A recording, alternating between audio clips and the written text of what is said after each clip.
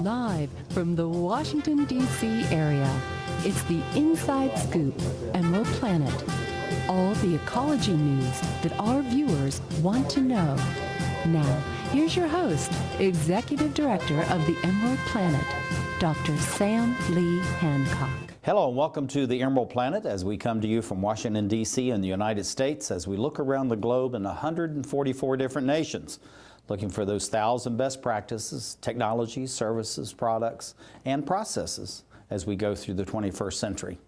And as we go towards 2050 and we add about another 2 billion people to the planet, maybe 9 billion, how are we going to be able to protect the environment at the same time to increase the quality of life? And I have someone sitting right beside me who's very active and working in all this with the World Bank Group. This is Francis Dobbs. He's a consultant in strategy and liaison, and also Connect for Climate, which we're going to see a video of that just in a few minutes, Francis. But thank you for being with us on the Emerald Planet. My pleasure. Very pleased to be here. Glad to have you here. And it's really exciting what you're doing with this Connect for Climate. You're a very good colleague and a mutual friend of ours through Rotary. Max Bartoli told us about all of this, right. And also Max. told us about you. So we have to give a big shout out to Max, and thank you, Max. But let's go ahead and start, if we can, with the video, set the stage, and then we'll talk a little bit about the World Bank and then also Connect for Climate. Sure.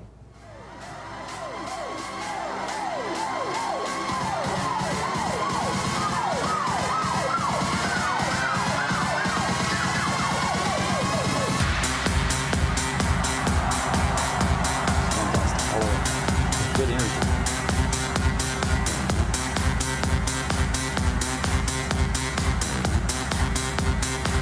Now put your hands up.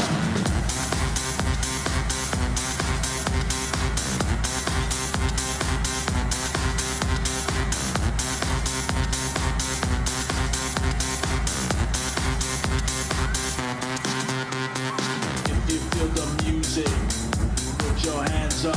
If you feel the music, then put your hands up. If you feel the music, put your hands up. If you feel the music, then put your hands up.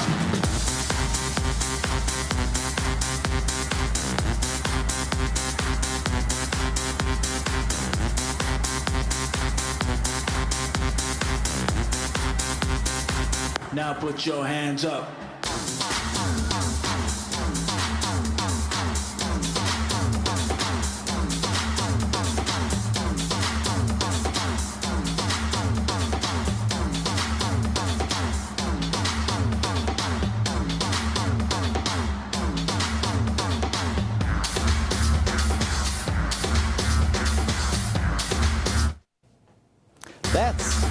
Well, we're going to get exciting twice. Anyway, looking at this is absolutely fantastic, and I'm amazed they're paying you to have so much fun. Well, we do have fun, and it's very good that we can energize as much as possible. I think it's absolutely fantastic. And we talked about our good friend Max Bartoli earlier. I tell you, he's really a fun guy to be around, high energy, Sure, always yeah. moving around. Yes. And this really comes out in this video, but how does the World Bank, most people don't think of the World Bank and fun, you know, in the same sentence. Well, that's true. And, you know, it's very solid and, you know, worldwide and important and all that. Right. But all of a sudden, you're morphing this into younger generations and also talking about the climate. But the World Bank, you think about developing projects, dams, roads, you know, all infrastructure kinds of things. Right. So tell us a little bit about the World Bank as it has been and now as it's morphing into this whole new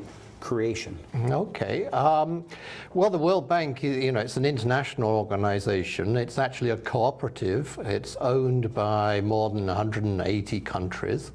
And it's there to, it was formed to assist and to lend money to developing countries in order to improve their standard of living and their well-being. And within that, sustainability is extremely important to development. You cannot really have development without a sustainable world. And that sustainability has become much more important over the years. At the World Bank, I mean, as you said, it started off building roads, infrastructure, and so on, and it still does that. But it's gradually moved into other areas, and it reflects what is needed most by countries and by the world as a whole. Now, looking at that whole thing, Francis, as far as the importance of that, of course, you know, again, in many countries, infrastructure is in dire need, and it's very important. But at the same time, now more and more consciousness, you know, because of the COP21 and the, you know, the Paris Declaration and all that, is that we really have to start looking seriously at the environment. Yes. So how's the World Bank doing that, where they're looking at all this very needed infrastructure, because we're adding 2 billion new people by 2050. Yep. Maybe we'll be at 12 or 13 billion by the end of the century. Yep. So we have to do that. But at the same time, we realize we have to protect the environment. Well, indeed, and you know, 30, 40 years back, you would only have, at the World Bank, you would only have 1 or 2 people working on environmental issues. But as that became more important through the 80s, as people became more aware of how we needed to protect the environment, that, as I was saying, the World Bank reflected that and grew. So now there are a good sort of a couple of thousand working in sustainable development, especially. That's incredible. So that's a huge switch. It's a growth towards where we should be going and where we want to go. But to have a few and to go to that many, though, I mean, that is really a profound switch as far as where the thinking and the philosophy is going in the future, because that means this whole area is just going to continue to expand. Right. Well, it means also that sustainability is important to each project that the bank looks at, and that each project that the bank funds. So sustainability always has to be assessed within that. And climate change is now, you know, a significant part of our work, because as the President Jim Kim has said, you're never going to be able to tackle poverty and increase shared prosperity without tackling climate change. And this has become extremely important to him and to the whole of the bank as a whole. And so we are moving into what we can do for climate change, along with all the countries that we serve and all our partners, of course. Now, looking at this Connect for Climate, this is something that's really very exciting, because you're going out and reaching and looking for all these best practices. And of course, that's really what Emerald Planet's all about. So we've already identified over 1,800 of these in these 144 countries, and we're finding more and more literally on a week-to-week basis. So what is Connect for Climate as far as just this program itself, and then besides, you know, this very exciting video, what other kinds of things are coming out of that? Well, Connect for Climate was created by our founder, Lucia Grenna, who was working at the bank, and saw that as the interest and the need for environmental and sustainable development progressed, she saw the need for communications on climate change, especially because, you know, it's such a complex subject. It's very difficult for anyone to understand it all, and it's scientific, and it's hard to get across the science of it to people. But it also doesn't actually affect our daily lives mostly for most people. I mean, some, of course, when a particular disaster happens, the Philippines typhoon goes through where mango groves used to be, and they're not there anymore, and those kinds of things. Yes, and it's been assessed that the Philippines Taiwan was specifically because of rises in water level and rises in temperature. Right? Yeah. So now that it is necessary to communicate the importance of solving climate change, this is where Connect for Climate came in. So Connect for Climate is a communications program and it's actually a trust fund at the bank, which is financed with the help of the Italian ministry and the German ministry at the moment, and others may come in too. So it's there to make people more aware of the issues of climate and to try and move people towards climate solutions, whether that's something as simple as making sure you turn the light off when you go out of a room, or whether it's something more important, say, to a community. You know, this whole thing, Francis, you hear this a lot. People say, just because we change the light bulbs, or we turn the lights out when we leave the room, or we're driving 5 or 10 or 15 less miles in a week, you know, what is really the long-term impact of that? But you put that across 7.3 billion people, it's huge. And why anyone would say, well, don't try these little things that you can do in your own home, because if you have that kind of connectivity and awareness, then it morphs into something much larger. And I guess that's what you're trying to do through this Connect for Climate. Yes, it aggregates, and also for Connect for Climate, we're very concerned with reaching out to young people.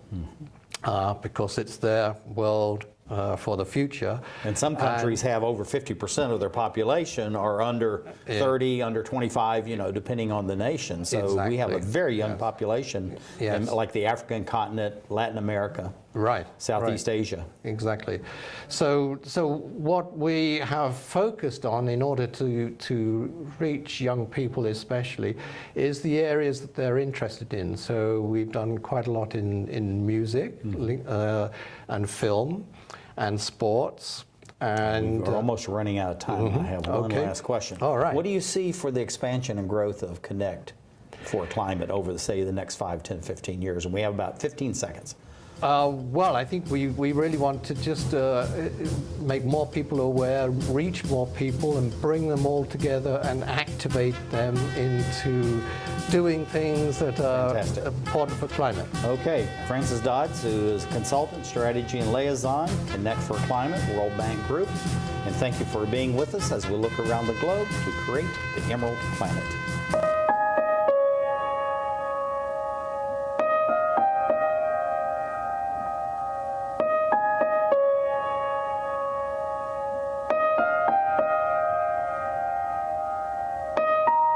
Some dreams are universal, dreams that inspire us.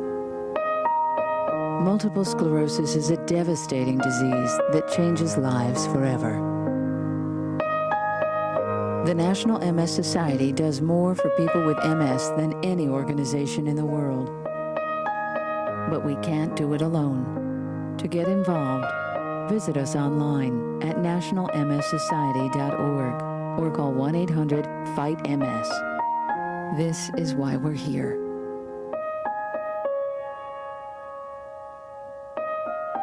Because nobody dreams of having multiple sclerosis. What's wrong with this picture? Half of young Americans can't locate economic powers like Japan and India.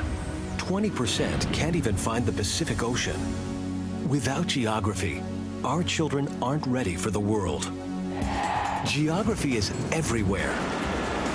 It's incredible creatures, rhythm, fashion, flavor. It's economics and politics.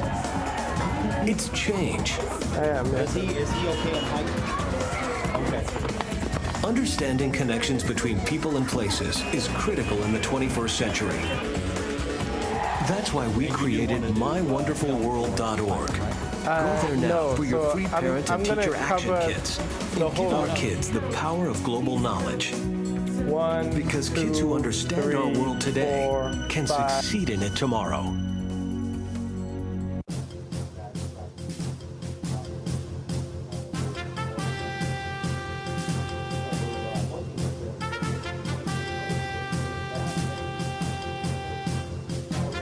We're back to the Inside Scoop Emerald Planet.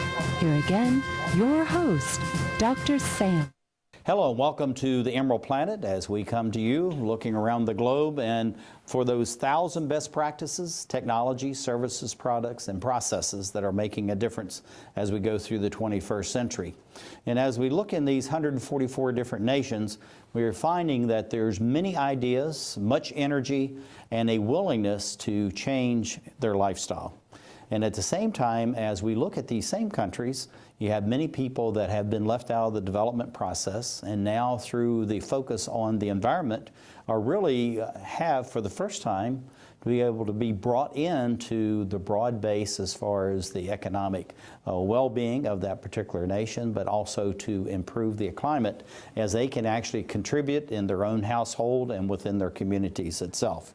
And I have a gentleman sitting right beside me from the World Bank Group. This is Max Edkins, who is a climate change expert. So we're going to talk about some of that, but also this Connect for Climate, which is very important. And I'll have you talk a little bit about that.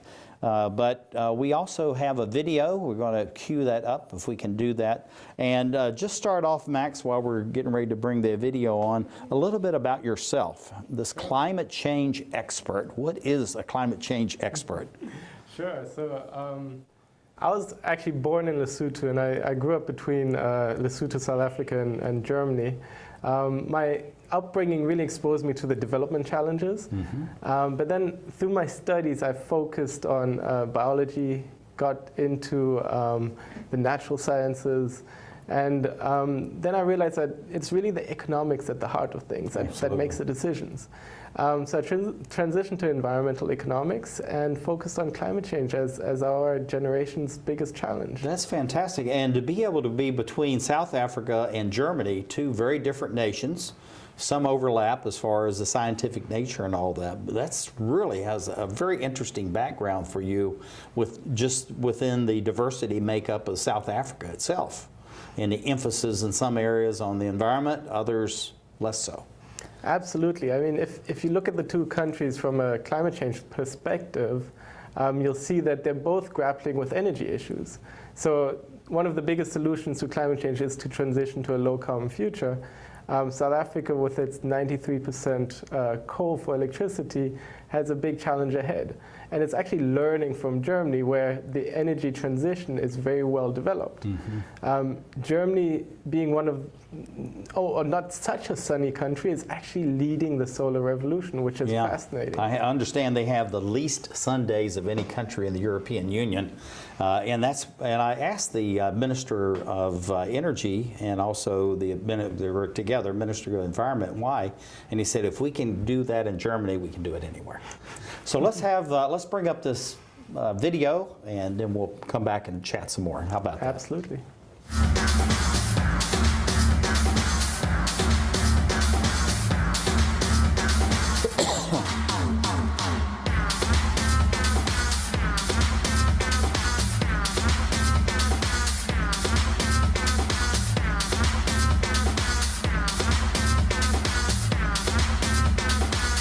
Connect for Climate. Let's connect for climate. Connect for Climate. Supporting Connect for Climate. Connect for Climate. I'm Lucia, and I connect for climate. Here the team for Connect for Climate.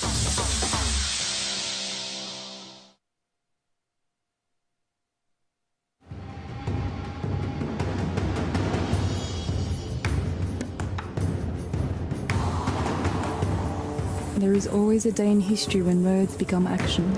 Climate change is a wake-up call. Remember, no one can do everything, but everyone can do something. Andate per il momento a metà. poi cominciamo a promuovere un pochino il risparmio energetico e le fonti alternative.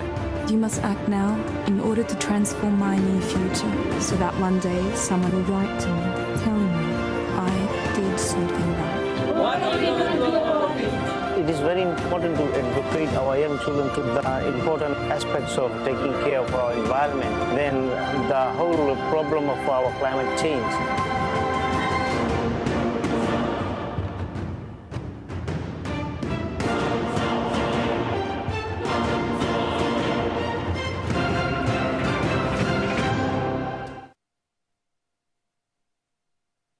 I like how it feels when I step on the pedals and turn the wheels, moving from the street to street. Yeah, we're going way over there. Anyway, looking at all this, it's really exciting. You're involving all ages in this, because you can see that through the various videos and the photographs that we have there. So looking at this Connect for Climate, what is the brainchild of that? And then how do we go about and bring all this diversity so it's something that's very positive, people want to be a part of, and we move forward, because, you know, this whole thing as far as climate change is a very serious matter. Absolutely. So Connect for Climate was an initiative of my manager, Lucia Grenna. She at the World Bank. At the World Bank, yes. So she's got a communication for development background, and she realized that climate change is the core communications challenge. We know what the solutions are, we know the knowledge, but we need to act. And bridging that gap, you really need the communications to help you get engaged, get the young people on board. A big focus is really on today's youth, because we are, and I count myself as part of that, we are the generation that are already feeling the impacts of climate change. And we're the last generation that can really do something about it. So we're the generation that need to implement the climate solutions. Yeah, looking at that, you know, they talk about this tipping point. What, with your background, what is the tipping point, and how close are we to that, or is it beyond the horizon still, or are we already there? Well, nobody really knows. It's one of these scientific mysteries. Like, once you set the wagon in motion, you don't know if it's going to keep on rolling or not. So we know that we've warmed up the world by about 1 degree Celsius, right? That's since the beginning of the Industrial Revolution, when we started using fossil fuels to power our economies, and we continue warming it. We've seen the hottest July, the hottest August on record. We don't see any mitigation in the amount of greenhouse gases we're putting out there. So in effect, the tipping point that we need to implement is to peak greenhouse gases. So we need to peak greenhouse gases this year, next year, as soon as possible, and manage a transition to a low-carbon future. Yeah, but they talk about all the work that was done in Paris, France, as far as having these protocols. And we now have over 176 nations that have signed on. The United States, of course, has ratified that, yeah. And China is already a part of that. But they're saying that even if we did everything that was in all these protocols and these agreements, it still is not enough. Yeah. So many people are saying, well, when's enough enough?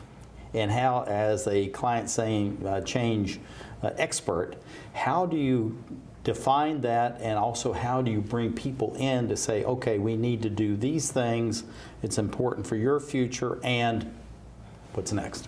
Absolutely. So we know we have to get off fossil fuels. We have to reduce our greenhouse gases. And the best way of doing that is by not burning fossil fuels. So Bill McKibben, he's a climate advocate. You've probably seen him all over the place. He just recently came out with the maths, which basically says we cannot invest in any new fossil fuel exploration. So we can only use the fossil fuels that we have as reserves, and probably not even use all of those. So we have to manage a transition away from fossil fuel. Now, the way to do that is to have a global treaty, to have the Paris Climate Agreement. It was revolutionary in that it had the quickest pickup, it had the fastest signing ceremony, and it's already halfway there towards ratification. So we've got not all countries on board yet, but the countries that are on board are representative of more than 50% of the global greenhouse gas emissions. So we're halfway there towards ratifying it. Once it's ratified, then it's legally binding, and countries have to actually commit to the actions they're proposing. Whether they're enough, that's to be seen. And what's built into the Paris Climate Change Agreement is that you can raise the ambition as you go along. So it's up for review every couple of years. Just like with the automobiles and others, where you just keep raising the standards over time so you become more energy efficient, less use of fossil fuels, more of the alternative energy mix. These are the kinds of things you're talking about, Max? Exactly. And those are the kind of things we need to implement as quickly as possible. So a lot of the scientific community agree that we need a transition to a renewable energy future, or one that is driven by no fossil fuels. It powers a sustainable mobility transport network with electric-driven vehicles, with mass transport systems, with bike-friendly and walk-friendly cities that have low and reduced emitting buildings, that are also resilient to the future impacts of climate change.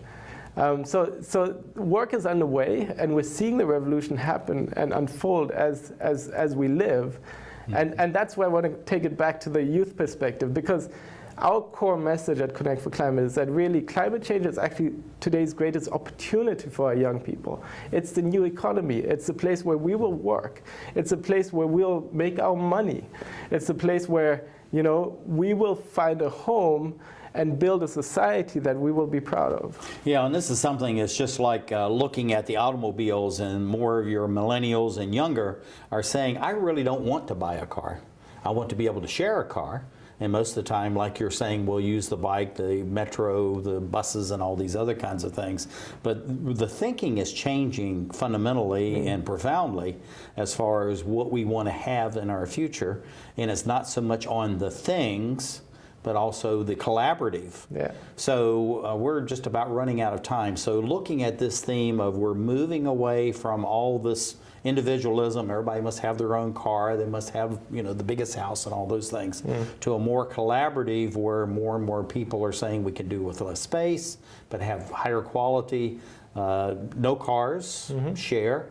How do you see that working into this mix? And the last of this question is, how do you see that moving forward over the next 5, 10, 15 years? So, I mean, they're great examples of cities that are already about 25 seconds to transitioning. So and those are the cities that we need to learn from. So they're villages that are going off-grid, that are powering themselves with renewable energy.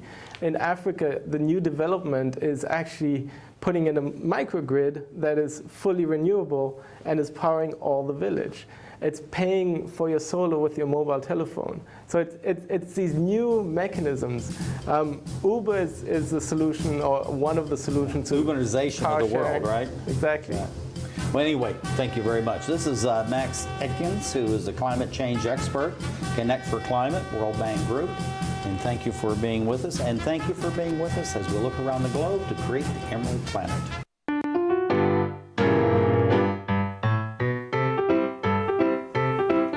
There's more than just books at the library.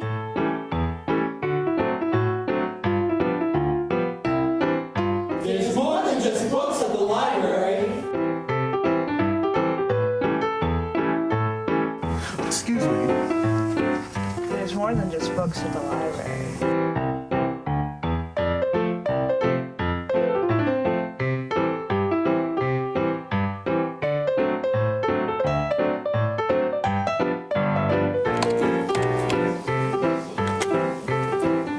Il y a plus que de livres à la bibliothèque.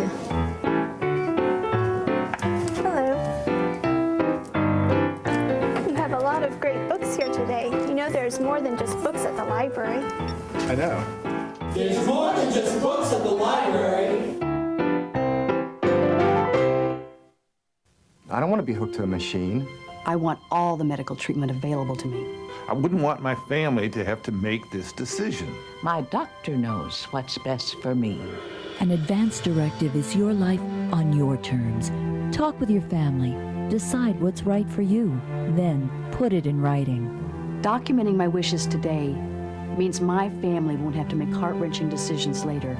To learn more, visit www.putitinwriting.org. 1,200 American youth run away from their homes every day. The National Runaway Switchboard is here to help. 1-800-RUNAWAY. If you are a runaway, thinking about running away from home, or a parent or guardian concerned about issues facing your child, call us 24 hours a day. 1-800-RUNAWAY. In times of crisis, hope is just a phone call away. 1-800-RUNAWAY.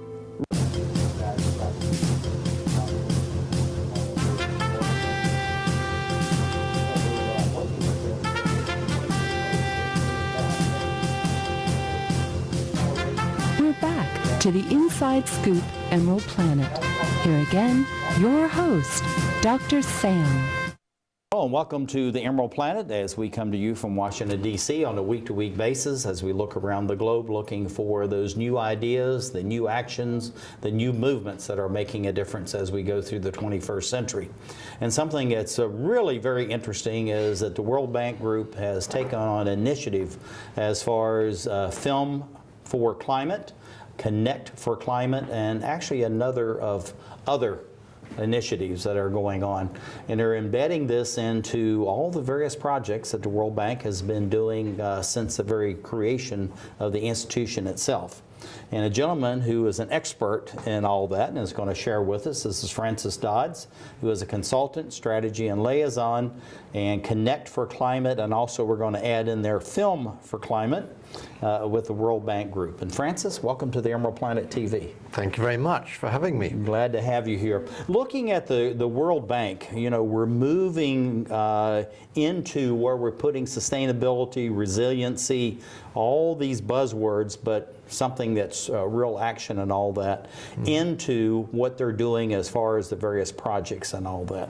So what's really led to that, and then how much are we doing as far as really putting that in a very profound way into the projects themselves? And then we're going to get into this Film for Climate.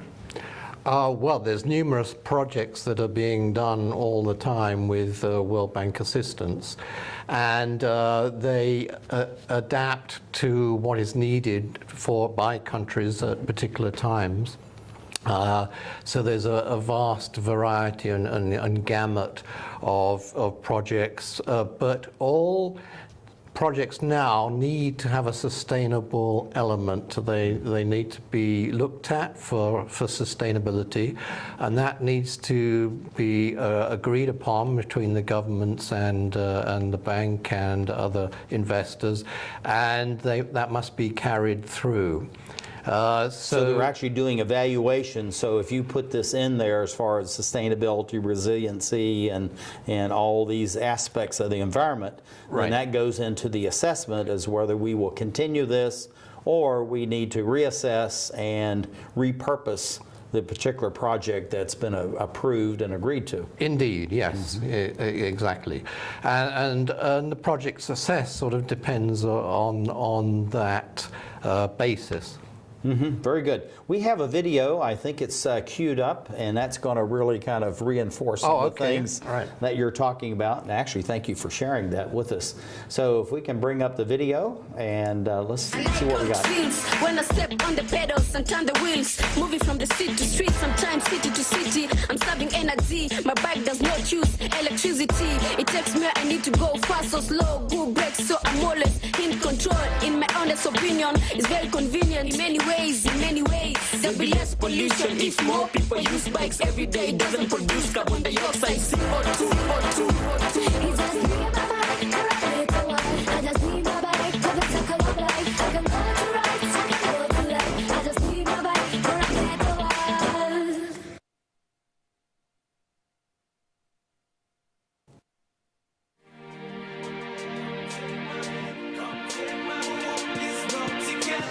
Through the storm, whatever weather, cold or warm, let you know that you're not alone.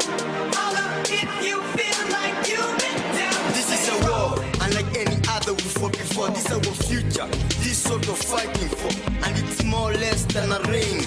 Extreme storms and hurricanes is the end of civilization as we all know it. In 20-30 years, many species will cease to exist. Then the human beings may join the list. We're all in the same boat. ready to sink. The water getting scarce, not enough to drink. The desert are spreading, out the world is starving, while the ice are melting. The ocean are rising from Nairobi to Barbados. There are more cyclones and tornadoes. Just seems like more extremes.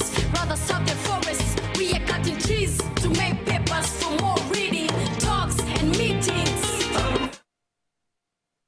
This is really exciting what you're doing, Francis, and the whole thing about it is to really connect to the youth that are out there.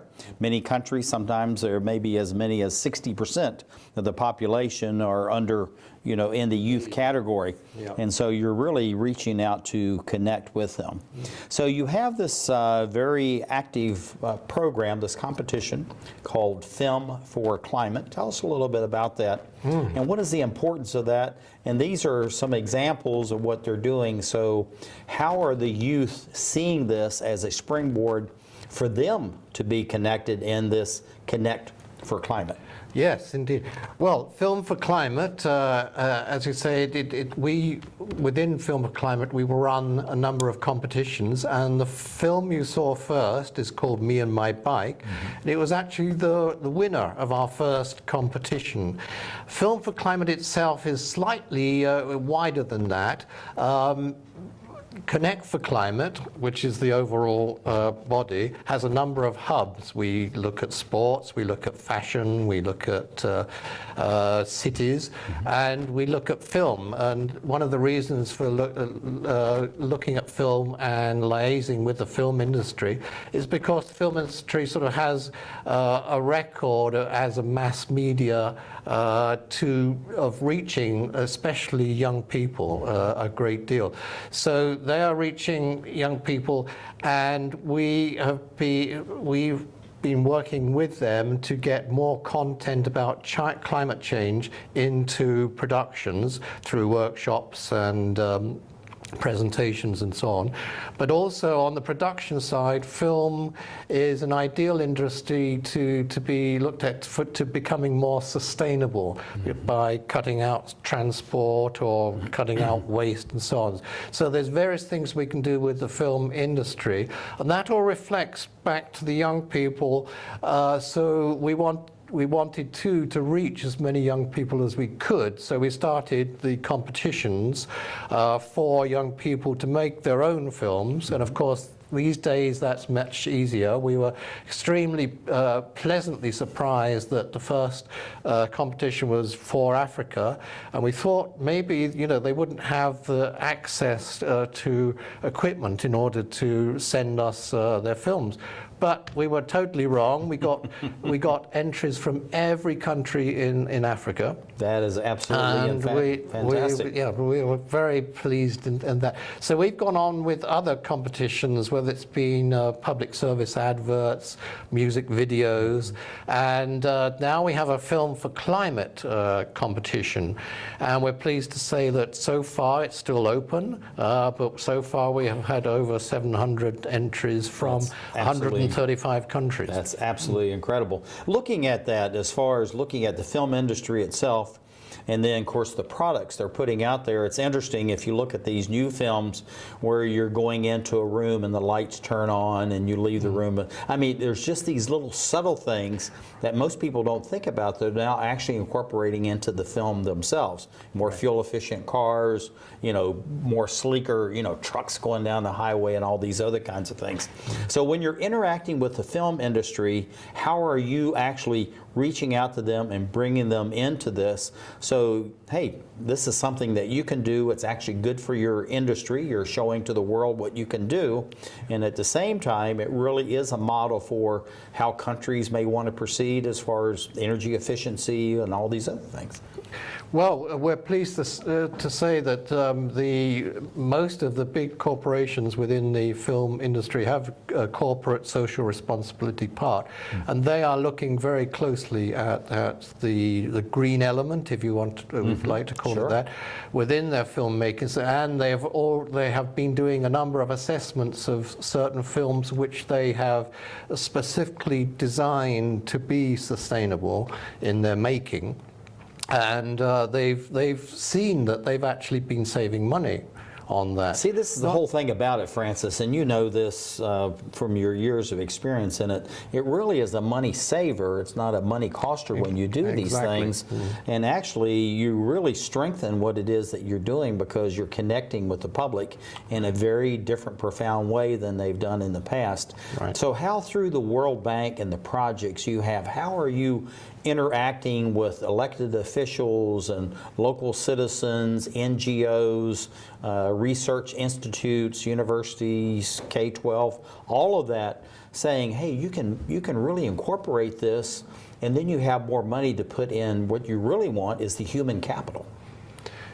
Well, yeah, there's numerous levels on which the World Bank Group works, because there's various parts of the World Bank Group, including its private sector arm, the International Finance Corporation. So they work with private sector, the World Bank, the traditional World Bank, the old World Bank, works with governments. And then there's elements such as us and Connect for Climate, which where we, in a sense, we have a little bit more leeway to go directly to those communities, and especially the young communities, where we feel we can help and make an impact in helping them turn around their lives and get more out of their lives. What are you seeing as far as the trends? You know, this is really global. I mean, you're talking about all 54 countries on the African continent were involved in this, you know, Africa Connect and all that. So when you're looking at that, and then of course, say in Latin America, across the South Pacific, many of these countries have very young populations, or in the northern climes, more of them, unless they have a vast number of immigrants, are actually aging. So how do you see yourself connecting so that maybe the ones in the African continent, Latin America, actually become leaders for those in other areas where there's older or aging populations? Well, with Connect for Climate and with Film for Climate in particular, of course, the competition is open to all, and everyone can see what everyone else has put in.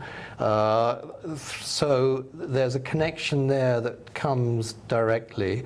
So it's almost like, even though it's a competition, it's more like a collaboration. You can see what people are doing. How do you complement that? Or it's already been done by 8 other filmmakers, so I need to do something different, and then they go out and find their own niche.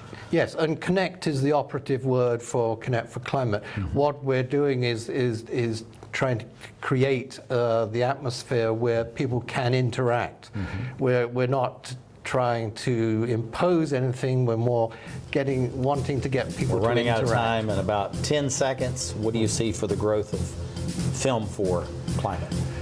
Film for Climate will grow and become more universal, and maybe we'll get Oscar winners out of our Film for Climate winners.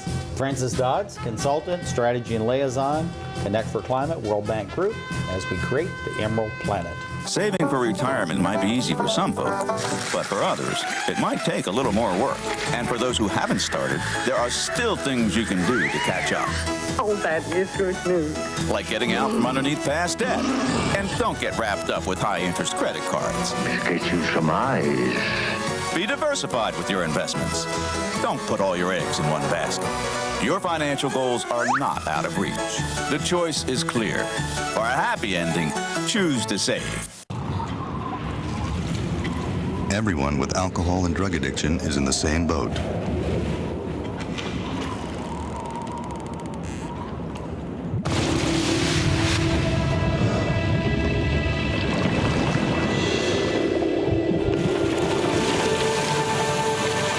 With treatment, you can find solid ground. For drug and alcohol information and treatment referral for you or someone you know, call 1-800-662-HELP.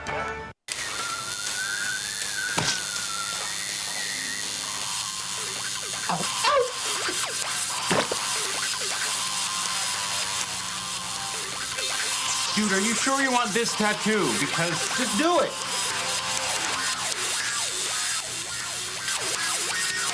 Some mistakes in life are permanent. Like hearing loss. To learn how to protect your hearing, visit asha.org. You've probably heard about heart disease, but did you know that it's the #1 killer of women nationwide? Heart disease claims more lives each year than breast cancer, lung cancer, or strokes combined. But there are steps you can take to protect yourself against it. For more information on how you can prevent heart disease, contact your local American Heart Association or visit their website at www.americanheart.org.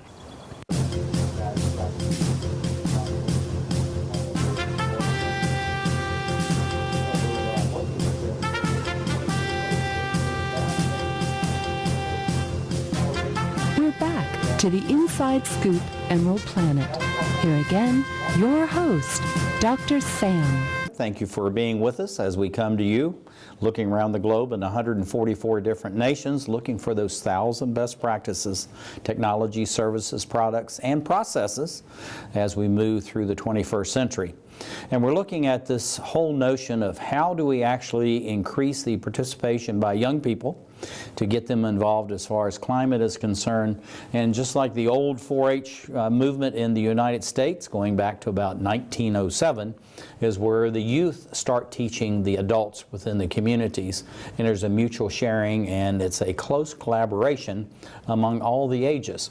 And I have someone sitting right beside me who's part of that, Max Edkins, who is a climate change expert. Connect for Climate is one of your major initiatives, but there's many others that we're going to talk about. I understand, Max, the World Bank Group, and thank you for being here. Thank you very much.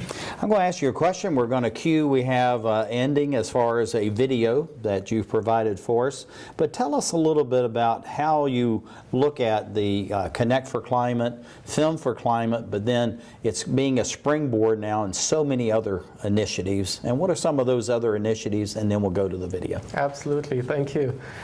So the operative word of Connect for Climate is really connecting and communication.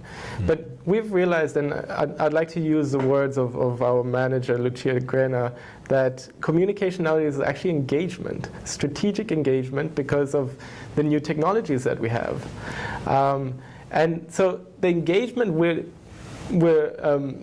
promoting is really to get young people to be concerned about climate change, to advocate for climate solutions, and to build the political capital for social change, to implement the transformative policies and the increased financing that we need to deal with our generation's challenge. Yeah, Max, this is something that most people forget about. You want all that enthusiasm and the energy, the creativity and all that within the youth. But, there are the gatekeepers out there that says, okay, this may be a little bit too fast, maybe not fast enough as far as those that are in positions of authority. And I think you talked about that you have the political will, but also the means of investing in the community in ways that make sense to people.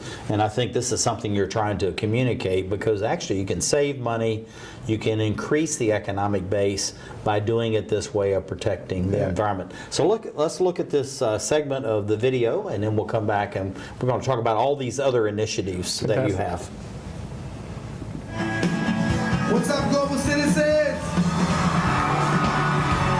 Welcome to Global Citizens Earth Day.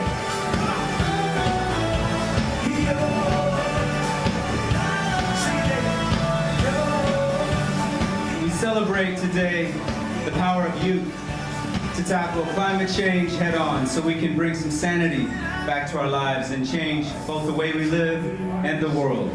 This is the work of Connect for Climate. It's our best chance to end global poverty. It goes everywhere, doesn't it? And it is the last chance to tackle climate change before it is too late. We stand here as a measure of our devotion to humanity and to the home we call Earth. We stand here before you to pledge again that all people are created equal, and that without concerted action, we are heading toward a future where all people of the Earth may face a very real struggle to stay alive. It's time, everybody. It's time to rally. It's time to raise the din. It's time to go hard. We're just going to let this play out.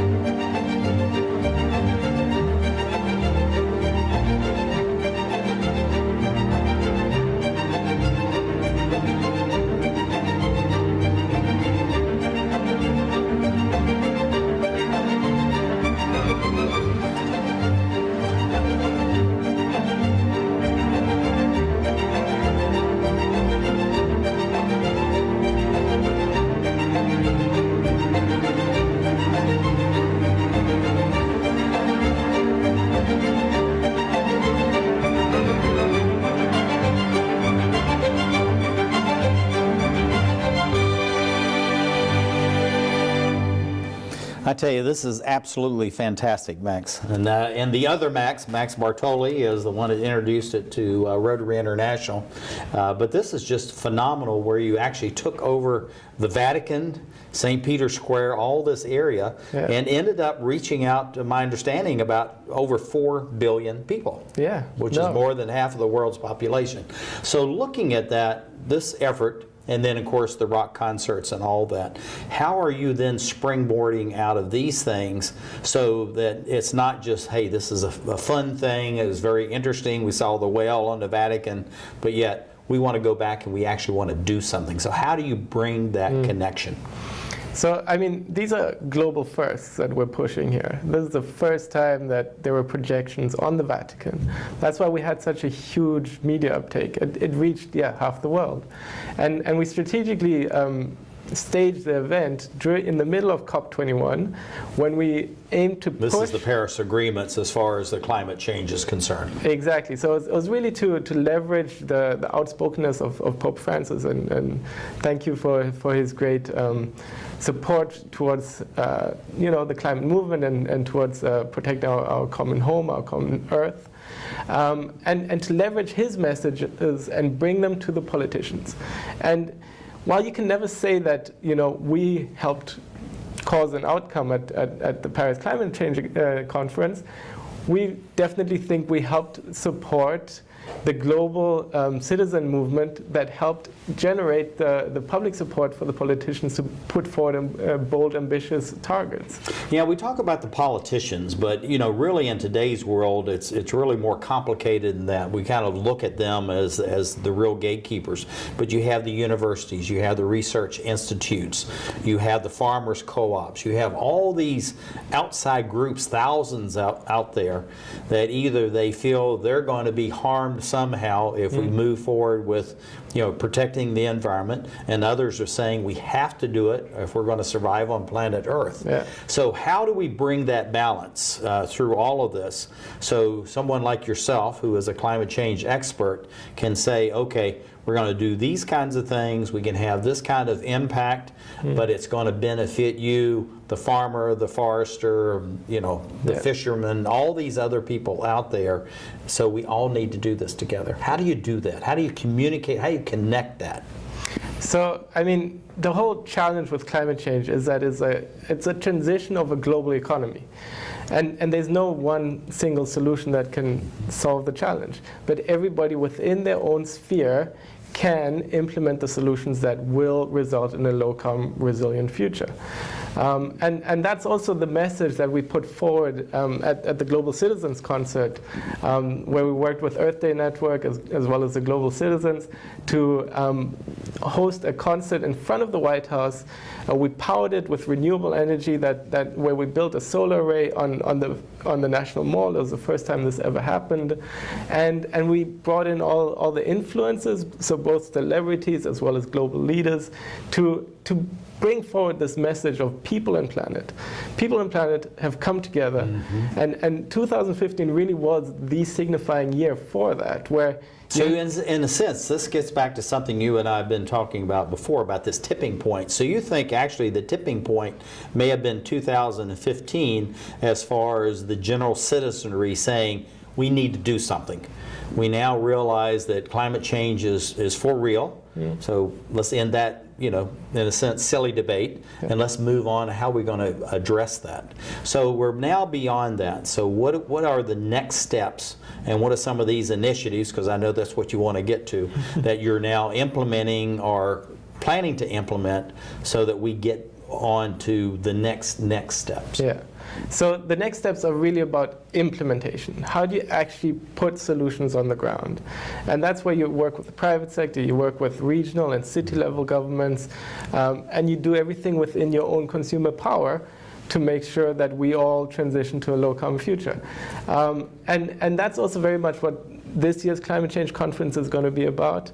That's also the message that came out of the Olympics, where we were instrumental working with one of our great support is Fernando Mireles, who was the director of the opening ceremony, and he brought in the climate change message.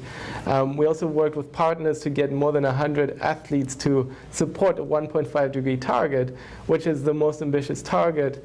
And to achieve that, we really have to start investing in fossil fuel, in renewable energy, divesting from fossil fuels, removing fossil fuel subsidies, investing in energy efficiency, building climate smart, resilient cities, building sustainable mobility networks. Let me ask that question, because we're running out of time and we'll have to be quick on this. But many people say, well, you need a level playing field. Well, there is no level playing field. There are subsidies for carbon. Yeah. And so how do we move away from that? So, what is the efficient way of doing it? And we only have about 60 seconds to do all that. Well, one thing is bold leadership. We've got great leaders who are putting forward activities that will remove the fossil fuel subsidies, as well as putting a price on carbon, putting forward carbon taxes or carbon trading systems. So bold leadership on both in government as well as in private sector, as well as in regional and local level governments. And then consumers. It's our power. It's our voting power through consumption where we can shift the economic playing field. Now, looking at that, and we will end out on this, distributed energy, distributed everything, water, sanitation, all these basic things that we need, because we're adding 2 billion more people to the planet. Whether we want them or not, they're going to be here. And then we may have many more after that. So how quick do we need to move? And that really is the way we're going to go out. Oh, we need to move as quickly as possible. We need to peak our greenhouse gas emissions this year. We have to roll out renewable energy and the climate solutions on a wartime mentality. We need to get going. This is our future. That's absolutely fantastic. Thank you for being with us, Max. Thank you very much. Nicely done. Thank you for dear viewers for being with us as we are looking around the globe for all these new ways of reaching out to the public. The Connect for Climate, Film for Climate, and many other initiatives that are there. Very important. Max, thank you for being with us as we create the Emerald Planet.